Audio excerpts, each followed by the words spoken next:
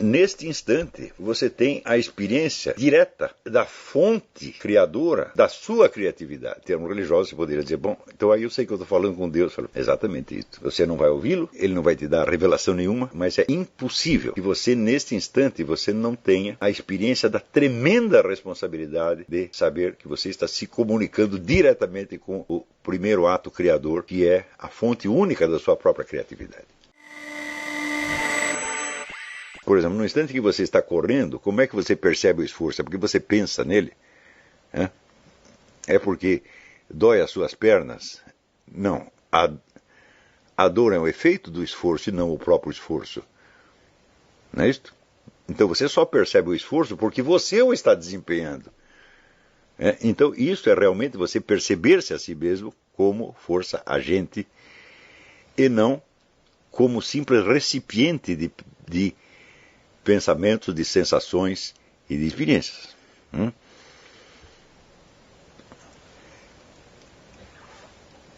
Claro que uma boa maneira de você fazer isto é você manter a sua mente ocupada com alguma coisa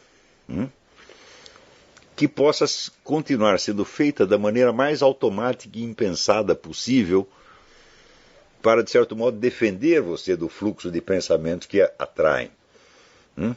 E, evidentemente, a prece, a oração serve muito bem para isto. Então, vamos supor que você está rezando um Pai Nosso. Não vou falar Maria, porque tem uns que não são católicos. Mas que você está rezando o Pai Nosso. Até os muçulmanos podem rezar o Pai Nosso. Então, você conhece as palavras do Pai Nosso e você não precisa pensá-las para você recitar. Você pode continuar recitando aquilo indefinidamente, sem precisar pensar. Então, esta repetição cria em torno do seu centro de atenção uma camada protetora contra o fluxo dos pensamentos. Quer dizer, qualquer pensamento que lhe ocorra, você pensa na dívida que você tem que pagar, você pensa na sua hemorroida, você pensa em mulher pelada, você pensa em qualquer coisa, tá certo? As palavras da oração trazem você de volta, falam, não, isso aí não interessa, não é disso que trata agora. E você, então, no centro deste círculo que você cria com a oração, como que fosse um disco que está girando, no centro está a sua percepção, a percepção que você tem de si mesmo como agente criador que decidiu livremente fazer aquela prece naquele momento. De tudo que você pode fazer, você escolheu isto. Eu vou para o centro de mim mesmo e lá eu vou ficar repetindo a prece. Estão entendendo como é que funciona isto? Bom, neste momento, alguns podem dizer, algumas pessoas que são muito religiosas podem dizer, mas ele está dizendo para a gente não prestar atenção na prece, para prestar atenção numa coisa que está no centro da prece. Digo precisamente o que eu estou dizendo. Porque se eu vou, por exemplo, rezar o Pai Nosso, pensando no significado teológico, simbólico de cada palavra, o primeiro Pai Nosso que eu vou rezar vai levar uns 2 anos e meio. E, evidentemente, isto vai criar, vamos dizer, um movimento de pensamento que eu não consigo mais controlar, porque vou pela associação de ideias. Então eu estou dizendo para vocês isso. É para você rezar sem prestar atenção na reza. Porque tem uma coisa que está no centro dela. O que está no centro? A sua intenção criadora, que livremente decidiu orar. Entendeu? Como é que funciona isto? Então, eu posso dizer, bom, essa não é uma maneira religiosa da gente orar. Nenhum padre jamais me ensinou isso. Digo, bom, eu não sei, meu filho, eu não estou aqui nenhum compromisso de catequizar vocês, tá certo? Eu tenho o compromisso de lhe ensinar algumas técnicas e doutrinas filosóficas. E esta que eu estou ensinando, eu sei que ela funciona. E daí tem o seguinte, quando você atinge esse centro de você mesmo, e tudo o que se passa na sua mente e no seu corpo já não interessa mais, e você está firmemente, vamos dizer, ancorado, por assim dizer, mas a palavra é exata, porque não é exata, está firmemente centrado, tá certo, neste foco da sua própria atividade criadora, então você está no centro de si mesmo, né?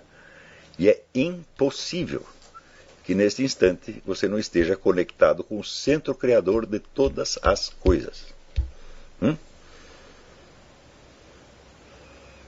Então, neste instante, você tem a experiência direta, né,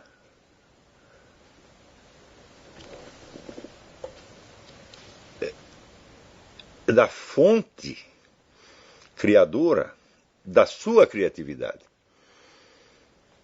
Em termos religiosos, você poderia dizer, bom, então aí eu sei que eu estou falando com Deus. Eu falo, exatamente isso. Você não vai ouvi-lo, ele não vai te dar revelação nenhuma, tá certo? Mas é impossível que você, neste instante, você não tenha a experiência da tremenda responsabilidade de saber que você está se comunicando diretamente com o primeiro ato criador, que é a fonte única da sua própria criatividade. E é por isso que, mais adiante, ele verá aqui que essa experiência é acompanhada de uma intensa emoção, talvez a mais forte de todas as emoções, perto da qual todas as demais emoções se tornam até banais. E você não pode persistir nesse estado. Isso dura apenas alguns momentos. Se você fosse um santo, se você fosse o Padre Pio, São Francisco de Assis, você ficaria lá uma bela meia hora. Nós ficamos assim, 1 minuto, 2 minutos, depois você volta para a dispersão normal. Tá certo? Por quê? Porque o seu ato criador é limitado. Tá certo? A sua capacidade de criar-se a si mesma é limitada pelo quê? Pela sua condição física, histórica, cultural, social, etc., etc., que cerca você de obstáculos. Obstáculos que, como diz Louis Lavelle, são também os instrumentos da sua autorrealização no mundo. E daí, esta experiência, da concentração na sua força criadora, se transmutará automaticamente numa segunda questão, que é a de quem você vai ser no mundo. E isso é o que se chama o problema da vocação, que é justamente do que está falando o Jean-Louis Vieillard Barron nesse texto.